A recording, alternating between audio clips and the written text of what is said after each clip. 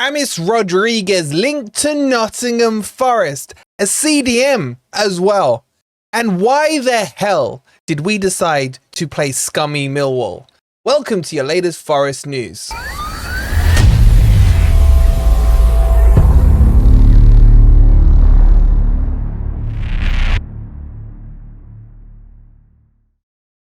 Good morning, good evening, or good night. Hope you guys are doing well, and welcome to your latest Forest news. Coming up in today's video, we're going to be having some fun with some transfer rumors from Jimmy Jimenez, as I call him, all the way to another CDM. If you're enjoying the content, please don't forget to hit that like button. Make sure you're subscribed if you're new to the channel. And as I mentioned in the watch along yesterday in the Forest Millwall match, our good friends at Lindley's are giving you guys a free Forest shirt to win. So let me quickly explain the rules to you. They're very simple. It's open to wherever you are, UK, international, whatever. It's this season's new kit. Yeah, the one that costs about £6 billion. Lindley's are going to fund it for you guys, and they'll post it out to you wherever you are. All you need to do is come up with a car pun related to Nottingham Forest. Now, that could be about a make and model of a car. It could be a car part. It could be anything to do with cars, and obviously a Forest player. So let me give you a quick example that I've made up. It's not going to be a Forest player because mine are going to be so good that you'll be like, oh, I wish I thought of that. You're welcome. You're welcome. So let's look at Julian Lescott, for example. Remember the ex-Man City player? He could be Julian Escort. See what I did there? You see what I did there? Not bad. Remember Tyrell Mings at Villa? L Mings? I'm just funny. Come up with your best pun, be it a tire part or whatever. Put it in the comments down below, and you're in. You're in the draw. We'll collect all the answers, and the answers that make the guys at Lindley's laugh the most will be the winner of this competition. And make sure you check them out, especially if you're in the Nottinghamshire area. They have 10 different locations. They'll sort out your MOT.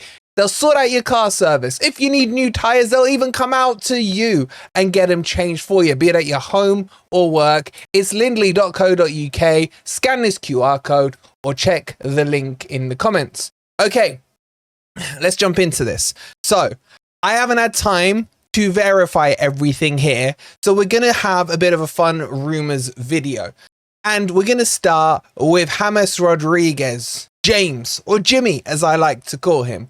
And what a vintage player he is. Scored some of the best goals I've seen back in, was it the 2014 World Cup? That chest, that volley, bang, into the corner it goes. That little dink over the keeper that he sat down.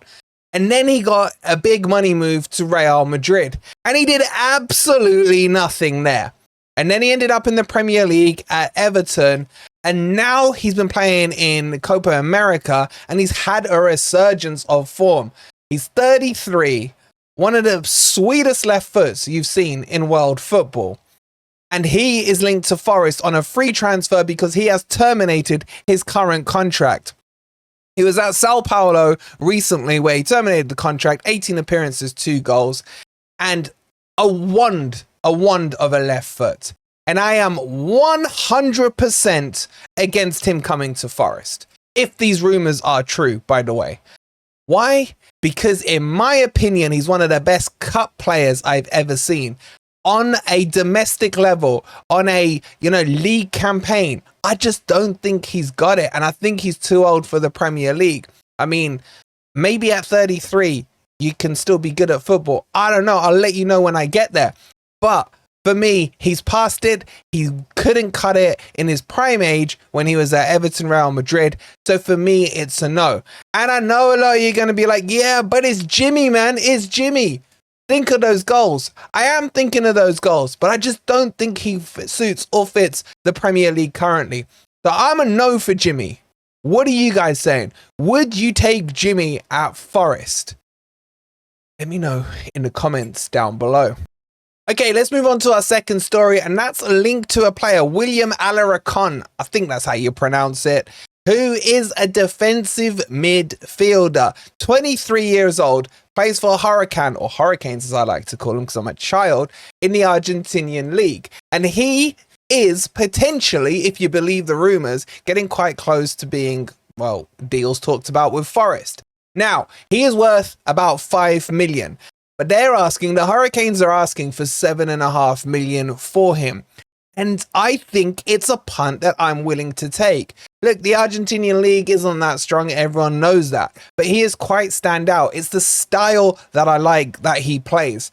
This might put some of you off, but he has traits that remind me of Sangare when Sangare's on form, like he was yesterday against Millwall.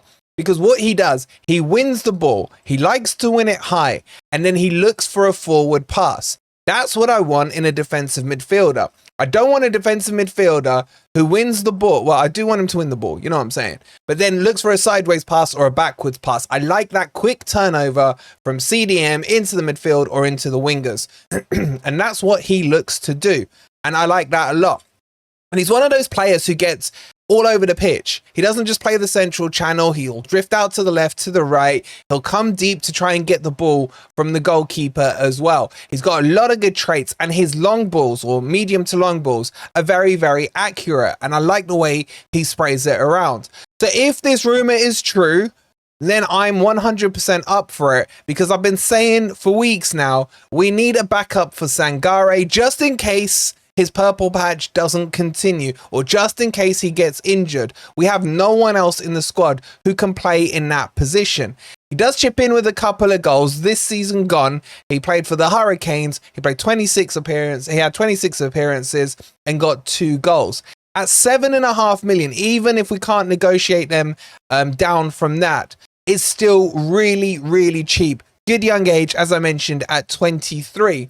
And I am 100% up for this one. Is it a risk? Potentially, in terms of could he flop in the Premier League? Yes. But if he's coming in as an understudy for Sangare, then I think this is absolutely the current missing piece that we need. Alongside a striker and a right winger, I think these are the positions we've got to be focusing on now.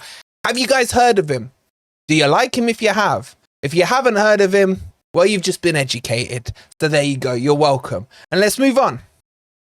Alrighty, let's talk about the scum that is Millwall. And before I do, don't forget, go check out and get your lines in. I'm intrigued to see what some of you come up with. They better be funny, by the way. They better be funny and Forest related. Like, I could give you some here, but I'm gonna leave it open for you. And of course, quick reminder, if you haven't already, hit that like button, subscribe. You know the drill. You know the drill. Okay, I want to talk about the game yesterday. Firstly, before I talk about the performance, which I thought was really good in general, why are we playing Millwall, man? I hate Millwall. I hate them for many reasons. Millwall, as a place down in southeast London, is an absolute dump. Yeah, they're beneath us. We shouldn't be associating with those types. Millwall's fan base, I don't like them. I don't like them. I'm going to be straight with you guys.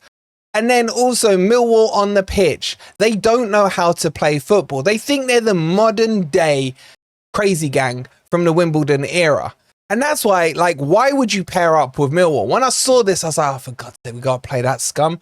And then you saw it transpire on the pitch. They absolutely took Anderson out. That tackle on Nico Williams. Look, it was worse than it looked to start with. When you watch the replay, his foot jumps off of the ball, but he still studs open on Nico Williams. And it's just got to be like, it's a friendly, man. Let's all walk off the pitch the same way we walked on. So look, and they were playing in this stupid green kit. And I've just got to add, why can Forest not produce a live link that is better than 144 in terms of the quality? It's so bad. Something I complained to them about last year. You're charging people £6 a match to watch a preseason game, and you can't even get yourselves to 720p, man. Yeah, like, I'll settle for 720p after that. It hurts your eyes to watch it. If that ball swings across the pitch, freaking hell, man. You can't see anything. It's like a blur. It's like watching Flash go before you, and you just can't see what's going on. And that's not because we're playing at a fast pace on the pitch. But anyway, Rant over. In terms of the quality of the play, it is so exciting to see what Nuno's building here.